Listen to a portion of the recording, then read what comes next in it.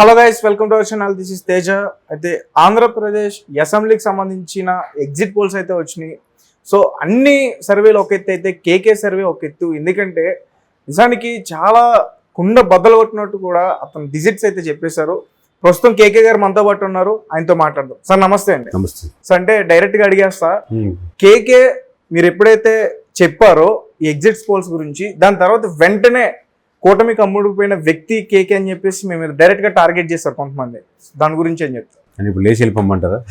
అట్లా ఏదో చెప్తుంటారు కదా ఓవరాల్గా అలా క్రియేట్ చేయాలని. అలా అయ్యలేదు. ఇప్పుడు ఎవరు వాళ్ళ కమెంట్ వాళ్ళ ఇష్టం కదా, ఫ్రీ కమెంట్ కదా, చేసుకోవచ్చు. లాస్ట్ టైం వైఎస్ఆర్సీపీకి 150 వస్తాయన్నప్పుడు కూడా అప్పుడు కూడా నేను వైఎస్ఆర్సీపీకి అమ్ముడుపోయినట్ట కాదు కదా. లాస్ట్ టైం ఎట్లా చెప్పారు వైఎస్ఆర్సీపీకి 130 వస్తాయని? 135 మినిమం సరే ప్రీపోల్ ముందర, అది 150 కూడా టచ్ అవుతుంది ఎలక్షన్స్ ముందు చెప్పిన నెంబర్. ఓవరాల్గా ఎలా చెప్పామంటే సార్, మన సర్వే కంపెనీ ఓవరాల్గా పబ్లిక్ కోసం చేసే కంపెనీ కదా. అంటే సహజంగా అరుగు మీద కూర్చున్న వాళ్ళ కాడి నుంచి అందలం మీద ఉన్నటువంటి వాళ్ళు కూడా ప్రతి ఒక్కరు ఒక నెంబర్ చెప్పొచ్చు, ఎవరి ఇష్టం వచ్చినట్టు అది చెప్పుకోవచ్చు, తప్పలేదు. ఎవరికి ఆ ఫ్రీడమ్ ఉంది. ఇన్ని వస్తాయి అనుకుంటున్నాను, 100 వస్తాయి అనుకుంటున్నాను, పవన్ కళ్యాణ్కి ఇన్ని వస్తాయి అనుకుంటున్నాను, ఇట్లా చెప్పుకోవచ్చు. బట్ మాకు ఇండివిజువల్గా ఒక బ్రాండ్ ఎందుకు ఏర్పడిందంటే, మేము ఎమ్మెల్యేలకి సర్వే చేసే కంపెనీ.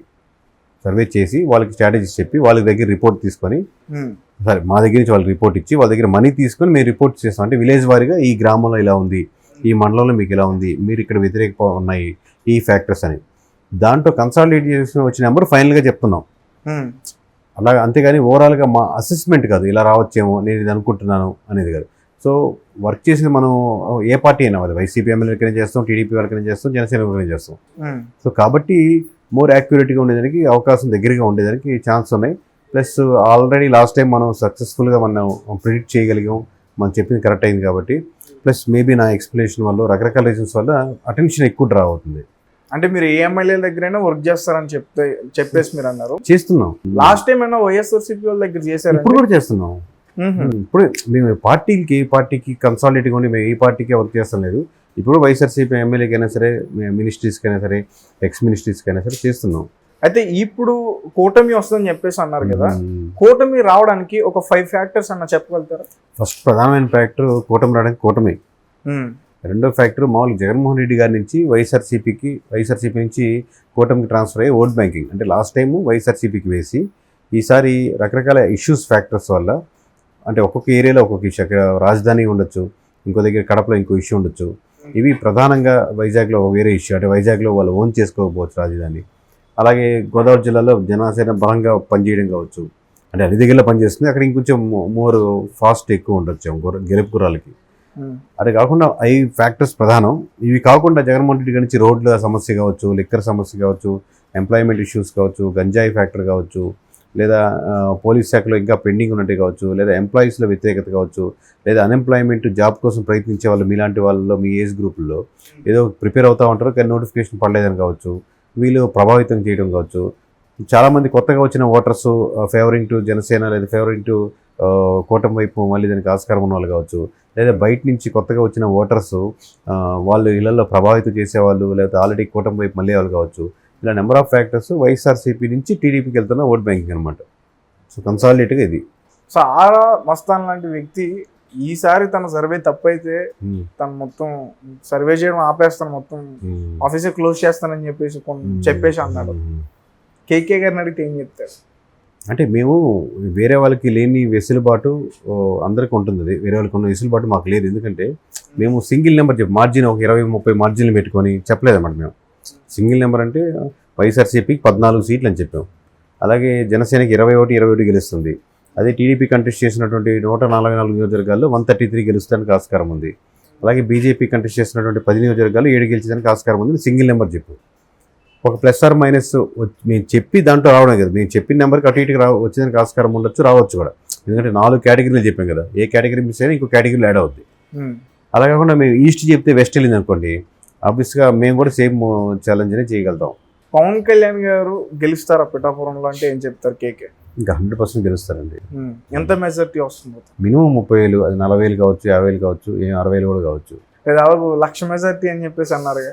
అది అంటే ఎక్స్పెక్ట్ చేసుకోవడం తప్పలేదు, బట్ మేము మినిమం మెజారిటీ వైపు వచ్చినప్పుడు మినిమంలో చెప్తా ఉంటాం. ఎందుకంటే మన మాట ఒకసారి బయటికి పోయిన తర్వాత అది రాంగ్ అవ్వకూడదని. సార్ అందరూ కూడా ఎక్కువగా మిమ్మల్ని ట్రోల్ చేస్తారు, ఆ విషయం మీకు తెలుసో లేదో. అంటే జనసేన ఇంతకు ముందు పోటీ చేసినప్పుడు ఎక్కడ కూడా ఎక్కువగా ఓట్లు పడలేదు వాళ్ళకి, సీట్లు కూడా ఒకటే వచ్చింది, అది కూడా వైఎస్ఆర్సీపీలోకి వెళ్ళిపోయింది. సో అలాంటి జనసేన పార్టీకి మీ సర్వే 20 గెలుస్తుంది అని చెప్తుంటే 20 గెలుస్తుంది ఎప్పుడు చెప్పలేదు సార్. మామూలుగా ఇప్పుడు మీకు ఇంకా 6 నెలల ఎలక్షన్స్ ఉండగా మీకు మంగళగిరిలో ఒక సబ్ పెట్టారు పవన్ కళ్యాణ్ గారు, నారా లోకేష్ కంప్లీట్గా టార్గెట్ చేస్తూ. ఆ టైంలో 20 నియోజకవర్గాలు ఇప్పుడు ఏదైతే పోటీ 21 నియోజకవర్గాలు అంటే అవి బలంగా ఉన్నట్టే కదా. సో సేమ్ అదే నియోజకవర్గం కాదు, ఇంకా చాలా ఉన్నాయి, అమలాపురం లాంటివి యాడ్ చేసుకోవచ్చు. అలా 20 నియోజకవర్గాల్లో బలంగా కనపడుతుంది. 6 నెలల ముందు అదే ఉంటుంది ఫ్యాక్టర్. కానీ ఎలక్షన్స్ ఇంకొంచెం దగ్గరికి వచ్చేసరికి 10 నియోజకవర్గాలకు వచ్చింది. ఇంకా అది ఎలక్షన్స్ అయిపోయేసరికి మన పోస్ట్ పోల్ చెప్పింది 0 నుంచి 5 నియోజకవర్గాలు వచ్చేదానికి కూడా ఆస్కారం ఉంది. మీకు దాంట్లో రాజోలో చెప్పాం, పవన్ కళ్యాణ్ పోటీ చేసిన నియోజకవర్గం చెప్పాం. ఇంకా మేము మిస్ అయిన నియోజకవర్గం నేను చెప్తాను చూడండి, మా పరుచూరు మేము చెప్పింది మిస్ అయింది. అలాగే పవన్ కళ్యాణ్ గారు పోటీ చేసినటువంటి 2 నియోజకవర్గం భీమవరం కానీ ఇంకోటి ఏంటండి గాజువాక గెలుస్తుందని చెప్పాం, గాజువాక మిస్ అయింది. సో ఇలా 0 to 5లో ఏ నియోజకవర్గాలు కూడా చెప్పాం. సో దాంట్లో మిస్ అయినాయి అవి. అయితే శ్రీకాకుళంలో అసలు 0 అని చెప్పేసి అన్నారు మీరు. అవునండి. కానీ శ్రీకాకుళం వైపు చూసుకుంటే వైఎస్ఆర్సీపీ పార్టీకి సంబంధించిన కొంతమంది ముఖ్యమైన లీడర్స్ అక్కడ ఉన్నారు. అంటే శ్రీకాకుళం కదా సార్, శ్రీకాకుళం చెప్పాం, విజయనగరం చెప్పాం, కృష్ణా చెప్పాం, గుంటూరు చెప్పాం, అలాగే అనంతపురం చెప్పాం. ఇలా చాలా నియోజకవర్గాలు ఎక్కడెక్కడైతే క్లీన్ స్వీప్ అవుతుందో చెప్పాం, వెస్ట్ గోదావరి చెప్పాం.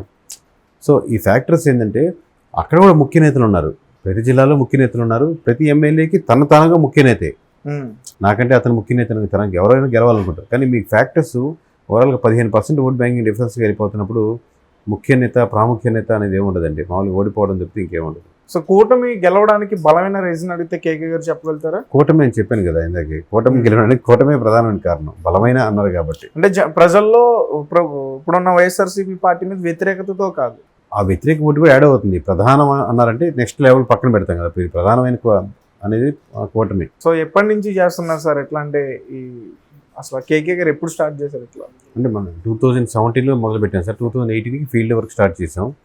ఆలోచన థాట్ ప్రాసెస్ ఎలా చేయాలనేది ప్రాసెస్ అంతా 2017 నుంచి మొదలుపెట్టి 2018లో ఫీల్డ్లోకి వచ్చాం. 2019 వరకు మనం ఎస్టాబ్లిష్ కాగలిగాం. అఫ్కోర్స్ 2017లో ఆలోచించండి, దాని ముందు చాలా రోజుల నుంచి ఎలా చేయాలి అనే ఒక థాట్ ప్రాసెస్ జరుగుతూ ఉంటుంది కదా, అలా అది ముందు నుంచి జరగచ్చు. బట్ టెక్నికల్గా 2017లో నుంచి ఎలా క్రోడీకి వచ్చిన అప్పుడప్పుడు నేను సాఫ్ట్వేర్ నుంచి వచ్చాను కంప్లీట్గా. సో అవి చేస్తూ కూడా ప్యారల్గా దాని మీద వర్క్ చేసుకుంటూ అలా చేసుకుంటూ ఉన్నాను సార్. అంటే ఎగ్జిట్ పోలింగ్ ఒక డిజిట్ మీరు చెప్పేస్తున్నారు కదా, మీ వరకు ఎలా వస్తాయి అవన్నీ కూడా? ఎట్లా ఆ పల్స్, జనాల్లో ఉన్న పల్స్ మీ దగ్గరికి ఎట్లా తెప్పించుకుంటారు? అంటే మనం 4 లేయర్స్గా చేస్తాం సార్. ఇనిషియల్గా ఒక 500 శాంపుల్స్ మనమే చేస్తాం, 500-1000 శాంపుల్స్ వరకు, అంటే 175 నియోజకవర్గాలు. అప్పుడు చేసేటప్పుడు ఏంటంటే మనకు ఒక ఐడియా వస్తుంది, ఏ నియోజకవర్గాలు టఫ్ ఫైట్లు ఉన్నాయి, ఏ నియోజకవర్గాలు లేవు అన్నట్టు. ఆల్రెడీ కేకే అని ఒక సంస్థకి బ్రాండింగ్ ఉంది కాబట్టి ఎమ్మెల్యే గారే ఫోన్ చేసి ఒకసారి మాకు ఇలా సర్వే చేసి పెట్టిన అడుగుతారు. అప్పుడు వాళ్ళకి మ్యాక్సిమం ఎమ్మెల్యేస్ విలేజ్ వారీ సర్వే చేయించుకుంటారు, విలేజ్ ఎలా వారీగా. సో అప్పుడు విలేజ్ వారీగా సర్వే ఇచ్చినప్పుడు దాంతో పాటుగా మనం ఒక 4-5 నియోజకవర్గాలు చుట్టుపక్కల కూడా చేపిస్తాం, ఎందుకంటే అకామిడేషన్ కానీ అందరూ అక్కడే ఉంటారు కాబట్టి. నెక్స్ట్ లెవెల్ మనం స్లీపర్ సెల్స్ నుంచి ఇన్ఫర్మేషన్ తెచ్చుకుంటాం. ఎలా ఉంది ఇన్ఫర్మేషన్ అంటే మనకు నమ్మకంగా ఉండేవాళ్ళు కొంచెం మనీ ఇచ్చో లేదా మనీ ఇవ్వకుండా తీసుకున్నారు కూడా ఇన్ఫర్మేషన్ ఇస్తారు. 4th లేయర్ అంటే కంప్లీట్గా మనకు అవుట్సోర్సింగ్ ఇస్తాం. ఇప్పుడు ఒక నియోజకవర్గంలో అవుట్సోర్సింగ్ తెప్పిస్తాం. ఇవన్నీ కన్సాలిడేట్గా ఒక రిపోర్ట్ తయారు చేస్తాం కాబట్టి అంత కాన్ఫిడెన్స్గా చెప్పగలుగుతాం అంతే. అంటే ఈ ఇయర్లో మీరు అటు కూటమికి చేశారు, ఇటు ఎప్పుడు చేస్తాం వైఎస్ఆర్సీపీ పార్టీకి సంబంధించిన లీడర్స్కి చేశారు. కరెక్ట్. ఫర్ ఎగ్జాంపుల్ అనుకుందాం సార్, ఒక ఎమ్మెల్యే బాగా మంచి పేరు ఉంది, అలాంటి ఎమ్మెల్యేకి ఏమైనా షాక్ తగిలే అవకాశం ఉందా? అట్లాంటి చెప్తే పేరు చెప్తే చెప్తాను, ఎందుకు ఒక ఎమ్మెల్యే ఎందుకు, ఇప్పుడు అంతా ఓపెన్గా చెప్తున్నాం కదా, మీరు ఎమ్మెల్యే పేరు చెప్పండి. అంటే ఇప్పుడు వైఎస్ఆర్సీపీకి సంబంధించి కొడల నాని కానీ, అంబటి రాంబాబు కానీ, రోజా గారు కానీ, పేర్ని నాని వాళ్ళ కిట్టు వాళ్ళ అబ్బాయి కానీ, ఇంకా గుడివాడ అమర్నాథ్ కానీ, అనిల్ కుమార్ గారు కానీ, ఇప్పుడు వైఎస్ఆర్సీపీలో వీళ్ళందరూ కూడా 7 మెంబర్స్ చెప్పారు. ఇంకా మీరు యాడ్ చేయండి పోనీ, ఇంకా 7 మెంబర్స్కి గెలవరు. ఇప్పుడు నేను చెప్పిన వాళ్ళు ఎవరు గెలవరు. అరే వాళ్ళు మంత్రులు కదా సార్ అసలు, అంటే వాళ్ళు మంత్రుల ఎమ్మెల్యేల ఇట్లని బట్టి ఫ్యాక్టరీ కదా, వాళ్ళకు ఉన్న నియోజకవర్గ పరిస్థితులు, పార్టీ మీద ఉన్నటువంటి నెగిటివ్ ఓట్ బ్యాంకింగ్ ఇవన్నీ కలిపి పాజిటివ్ నెగిటివ్ మారుతుంది.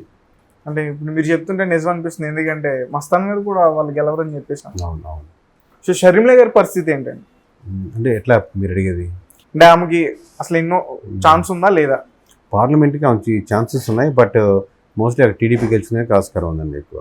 అక్కడ పులివెందుల్లో పులివెందులు కదా సార్, మామూలుగా కడప పార్లమెంట్ చేస్తున్నారు. ఓకే, అవును, ఎంపీగా చేస్తున్నారు కాబట్టి పార్లమెంట్లో 7 నియోజకవర్గాలు ఉంటాయి. ఏ పార్లమెంట్లో కూడా మిగతా కింద 4 నియోజకవర్గాలు గెలిచే అవకాశం కనపట్లేదు. సో మీరు ఎప్పుడైతే ఎగ్జిట్ పోల్స్ గురించి సర్వేస్ అనౌన్స్ చేశారో దాని తర్వాత మీకు బెదిరింపు కాల్స్ వచ్చాయన్నారు, నిజమేనా? ఆఫీస్కి వస్తుంటే ఒక 10 సెకండ్ 20 సెకండ్లు మాట్లాడిన తర్వాత మనం వెంటనే కట్ చేసి బ్లాక్ చేయడం అంతే. అంటే ఎమ్మెల్యే నుంచి రాదు, ఎందుకంటే అందరితో మ్యాక్సిమం అసోసియేషన్ ఉంది. ఎవరెవరి ద్వారా వాళ్ళ ద్వారా డైరెక్ట్ లేకపోయినా వాళ్ళ చుట్టుపక్కల ద్వారా వర్క్ చేసిన వాళ్ళే ఉండుంటారు, పలానా చేశారని. సో మోస్ట్లీ వాళ్ళు నమ్ముతారని అనుకుంటున్నాను. అంటే మీరైతే ఎక్కువగా ఏమీ మాట్లాడలేదు దేని గురించి సార్? నేనే మాట్లాడు, వాళ్ళు తిట్టుకుని వాళ్ళ నోరు నొప్పి కదా, మనం ఎమోషనల్గా వాళ్ళు కనెక్ట్ అవుతాం. మనం ఎందుకు రిప్లై ఇస్తే మన టైం వేస్ట్.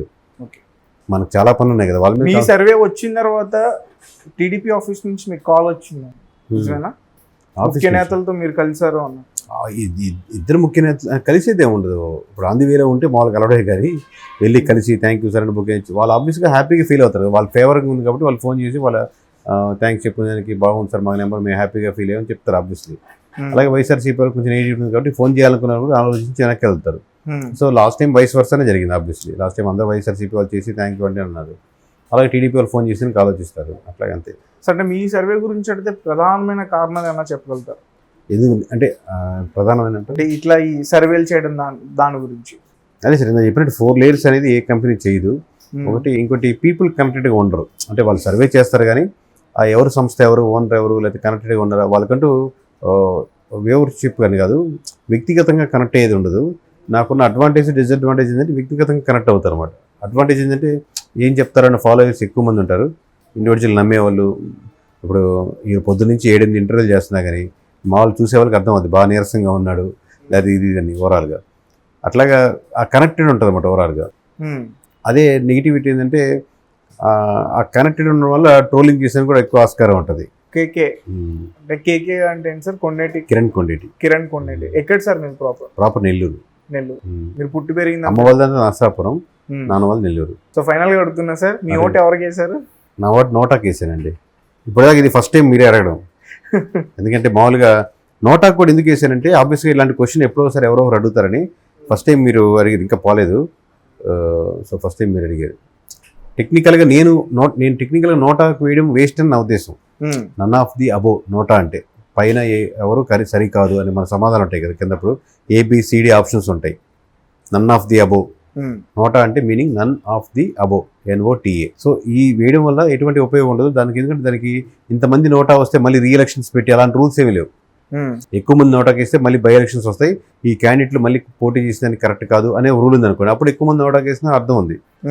సో ఉన్న క్యాండిడేట్లో 11 లాస్ట్ ఇండిపెండెంట్ ఎవరైనా ఉంటే బెటర్గా చేసుకుని అడ్వాంటేజ్. బట్ నా పరిస్థితి వేరు కాబట్టి ఒక పార్టీకి నేను ఏ సైడ్ తీసుకునేందుకు ఆస్కారం ఇండివిజువల్ లేదు కాబట్టి, ప్లస్ నేను అడిగిన దానికి అబద్ధం చెప్పను కాబట్టి సో నేను నోటాకి వేయాల్సి వచ్చింది. బట్ జనాలు ఎక్కువ మంది నోటాకి వేయడానికి కరెక్ట్ కాదేమో నా వ్యక్తిగత అభిప్రాయం.